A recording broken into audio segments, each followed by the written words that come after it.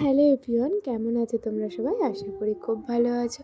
আবার একটা new blog নিয়ে চলে এসেছি। আজকে আমরা যাচ্ছি দীঘা, আর এদিকে মা আর আমি বেরিয়ে পড়েছি প্রায় 9টার সময় করে। আর এদিকে দাদারাও যাবে, পেশারাও যাবে, তো তারাও বেরিয়ে পড়েছে। আমরা রাস্তায় বেরিয়ে পড়েছি কারণ দাদা আমাদের দিতে যাবে। আর যা ঠান্ডা পড়েছে, মানে আর একটা ব্ল্যাঙ্কেট নিলে তাও ভালো হতো। আর দাদা আমাদের কারবেরেই ছেড়ে দিয়ে বাড়ি চলে গেল, আর আমরা এখান থেকেই বাসের ওয়েট করছি কারণ এখানেই বাস আসবে। আর গল্প করতে করতে অনেকটা দেরি করে বাসটা চলে আসলো, আর আমরাও উঠে পড়লাম সবাই মিলে। বাসে উঠলে কার বমি হয় জানি না, তবে আমার তো হয়। তাই আমি একটা ধারে সিট নিয়েছি, তাও আবার জানালার পাশে। আর দেখো পাগলিটার অবস্থা দেখো।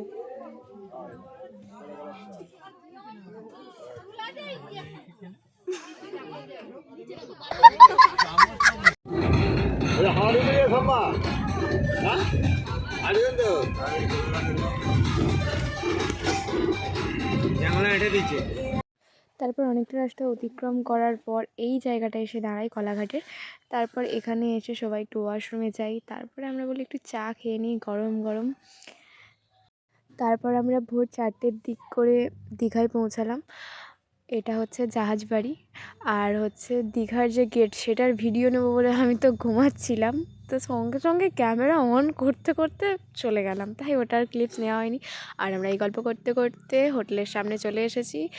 আর হোটেলে এই যে ঢুকে একটু ফ্রেশ হয়ে নেবো, তাও বেড কভার মানে একটু পরিষ্কার আছে, নেই নয়, যাই হোক। তারপরে হচ্ছে তো এর তো প্রচুর গরম লাগছে মনে হয়। অনেক দিন হয়ে গেছে ঘুরতে যাইনি, প্রায় 3 বছর আগে গেছিলাম অযোধ্যা পাহাড়। আর আজকে প্রায় দীঘা এলাম।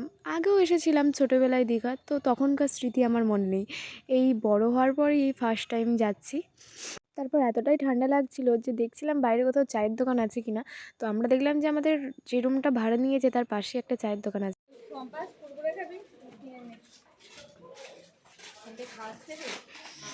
লোক খাওয়ালে খেয়ে নিতে হয়। সত্যি কথা বলতে কোথাও গিয়ে চা ফুচকা এই জিনিসগুলো ম্যাটার করে।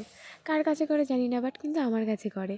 আর এদিকে দেখি আমরা বাইরে চা খাওয়ার পর আমরা যে সবাই মিলে ফিস্ট করতে গেছিলাম সেখান থেকেও কফির ব্যবস্থা ছিল। আগে জানলে খেতাম না।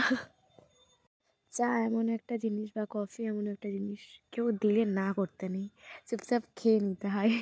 তো আমি নিজেরটাও খেয়েছি, এমনকি দাদা খাবে না সেটাও আমাকে দিয়ে দিয়েছে, আমি খেয়ে নিয়েছি। ভাই অন্ধকারে গাইজ আমরা হচ্ছে দেখতে পেরেছি। হাই তোকে তো দেখাই যায়নি, বাদ দে।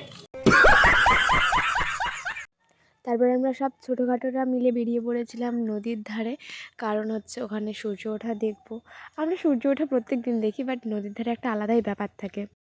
আর এদিকে তো অনেক লোক, অনেক ভোরবেলাও যে মানে যাদের এখানে ঘর তারা প্রতিদিন আসে বলে মনে হয় না।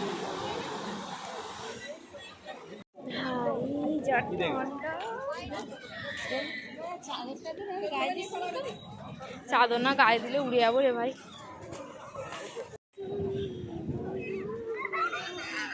তারপর আমরা নদীর ধার থেকে এসে টিফিন করতে বসে পড়েছিলাম, লুচি আর আলুর তরকারি।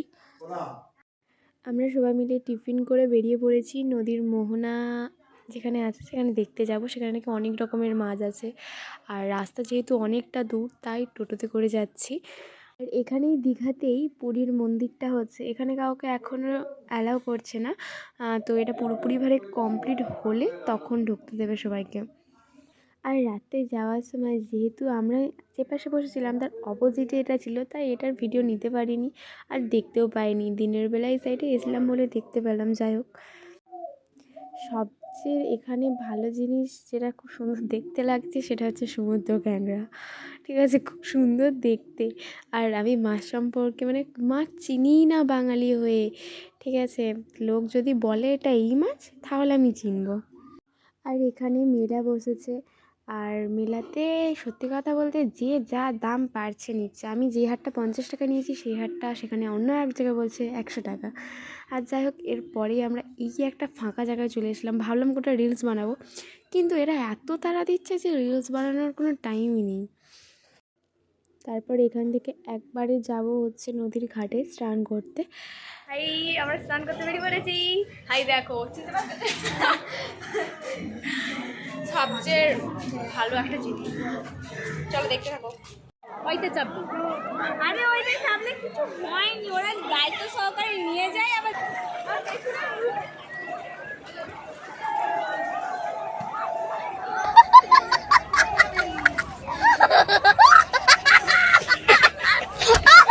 তারপর জলে সাঁতার কাটতে না পারার সত্ত্বেও আমি নদীতে নেমে গেছিলাম, যেহেতু দাদা মা বাবা সবাই আছে সেখানে ভয়ের তো কিছুই নেই, তাই নেমে পড়েছিলাম।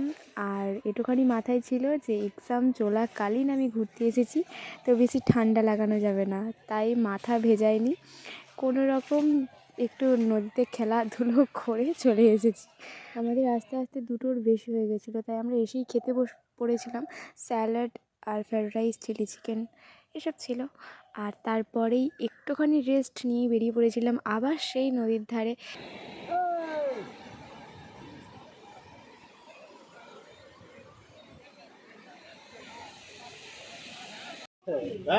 কি এটা নিবি? এটা দেবো?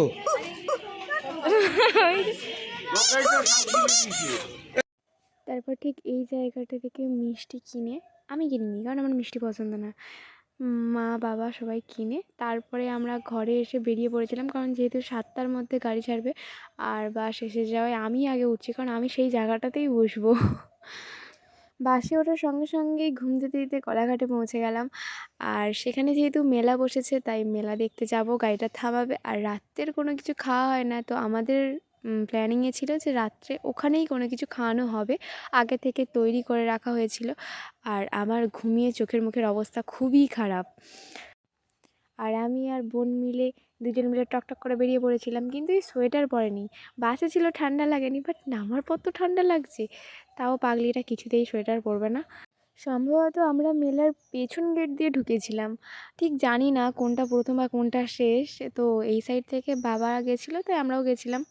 আর এদিকে আমি ভুলভাল জুতো পরেছি। যাই হোক, তারপরে এইগুলো দেখে ভাবলাম নেবো, কিন্তু ভাবলাম অনেক কিছু খরচা হয়ে গেছে, তাই নিয়ে লাভ নেই। আর বুটটা ঠিক করতে গিয়ে আমার পুরো নখটাই উঠে গেল, সেখান থেকে রক্ত বেরিয়ে গেল। আর মেলাতে কি ঘুরবো, মেলাটা আজকেই লাস্ট, আর সেই জন্য তেমন কিছু ঘুরি না, একটু টুকটাক করে ঘুরে খেয়ে দিয়ে বাসে উঠে পড়েছিলাম। অনেক খেয়ে নিয়েছি, এবার একটু ঘুমোবো। আর ব্লগটা আমি আজকে এতটাই শেষ করলাম, নিউ কোনো ব্লগের জন্য ওয়েট করো, টাটা।